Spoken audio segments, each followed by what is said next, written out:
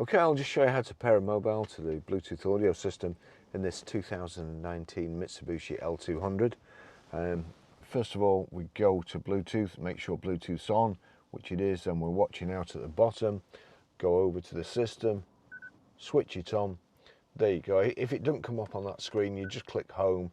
Then you've got all the apps. If you just click over there, it goes right to the end.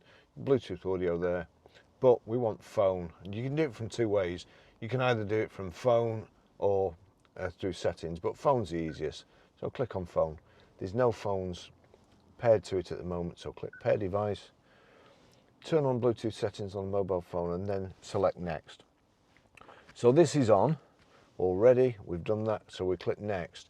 Now here you'll see it says passkey 4 noughts, but watch what happens when we actually pair the phone.